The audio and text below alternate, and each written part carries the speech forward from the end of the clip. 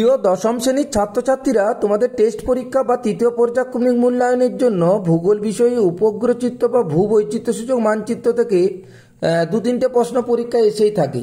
তো আজকে তোমাদের এই চ্যাপ্টার নিয়ে তোমাদের সাথে আলোচনা করব আজকের ভিডিও। তো যারা এখনও পাইন স্যার সোমনাথ পাইন পেজটি ফলো করেনি অবশ্যই ফলো করে দেবে। সবাইকে অনুরোধ করবো পুরো ভিডিওটা দেখো, তোমাদের অনেক উপকারে আসবে। চলো আজকের প্রথম প্রশ্ন দেখো। এক নম্বরে দেখো, উপগ্রহ চিত্র কী রূপে প্রকাশ করা হয়? উত্তর হবে ছদ্ম রঙের মানচিত্র।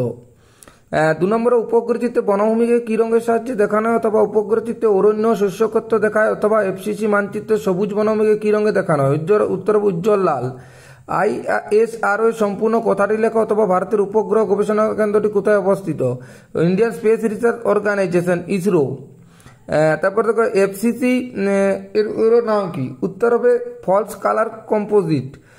GIS এর পুরো নাম কি? উত্তর হবে জিওগ্রাফিক ইনফরমেশন সিস্টেম। 6 থেকে, একটি সক্রিয় সেন্সার একটি নিষ্ক্রিয় সেন্সারের উদাহরণ দাও। সক্রিয় হচ্ছে রাডার, নিষ্ক্রিয় সেন্সার হচ্ছে ফটোগ্রাফিক ক্যামেরা। ভারত থেকে প্রেরিত সাম্প্রতিক চন্দ্রযানটির নাম কি? চন্দ্রযান 3। 8 দেখো, ফ্রান্স দ্বারা প্রেরিত স্পট কোন প্রকার কৃত্রিম উপগ্রহের উদাহরণ? উত্তর হবে সূর্য সমলয় উপগ্রহ।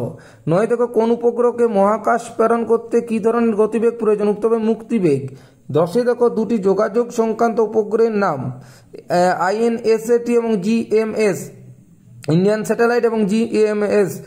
11 দেখো, ERTS এর পুরো অর্থ কি? আর্থ রিসোর্স টেকনোলজি স্যাটেলাইট।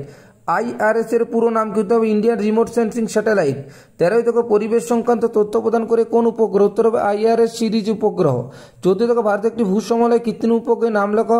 অনুরূপ প্রশ্ন, ভারতের দুটি কৃত্রিম উপগ্রহের নাম লেখো। তবে কল্পনা 1 ও GSAT-2। 15 দেখো, আর্যভট্ট উৎক্ষেপণ করা হয় কত সালে? অথবা ভারতের প্রথম কৃত্রিম উপগ্রহ কত সালে মহাকাশে উৎক্ষেপিত হয়? অথবা 1975 সালে।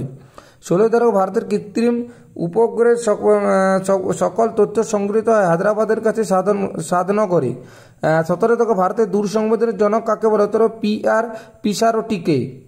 18 নম্বর দেখো, ভারতের জরিপ সংস্থার প্রধান কার্যালয় কোথায় অবস্থিত? অনুরূপ প্রশ্ন, ভারতের সর্বেক্ষণ বিভাগের বা সার্ভে অফ ইন্ডিয়া সদর দপ্তর কোথায় অবস্থিত? ভূবৈচিত্র্যসূচক মানচিত্র সংস্থা সদর দপ্তর কোথায় অবস্থিত? দেখো অনেকগুলো প্রশ্ন আছে, এটা সবটার উত্তর হবে দেরাদুন।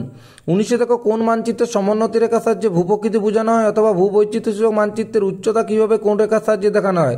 উত্তর ভূবৈচিত্র্যসূচক মানচিত্র হবে প্রথমেরটা, সমোন্নতি রেখার সাহায্যে ভূপ্রকৃতি বোঝানো হয়। আর ভূবৈচিত্র্যসূচক মানচিত্রের উচ্চতা কিভাবে কোন রেখার সাহায্যে দেখানো? উত্তর হবে সমোন্নতি রেখা। 20 দেখো, RF এর পুরো নাম করতে হবে রিপ্রেজেন্টেটিভ ফ্র্যাকশন। 21 দেখো, ন্যাটোমোক সম্পূর্ণ অর্থ national atlas and thematic mapping organisation. 22 দেখো, ট্রপোগ্রাফিক্যাল মানচিত্র অনিত্যব নদী কি রঙে দেখানো? উত্তর হবে কালো রং। তারপর দেখো 23 দেখো, SOI ভারত উপমহাদেশে 4 ডিগ্রি ইন্টু 4 ডিগ্রি অনুযায়ী ভাগ করায় প্রকৃত গ্রিডের সংখ্যা কয়টি? উত্তর হবে 135টি।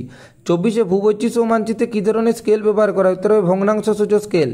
25 একটি মিলিয়ন সিট বা ভূবৈচিত্র্য মানচিত্রে কতগুলো হাফ ইঞ্চি সিট মানচিত্র থাকতে পারে? উত্তর হবে 64টি। মৌজা মানচিত্রের RF কত? উত্তর হবে 1:3960।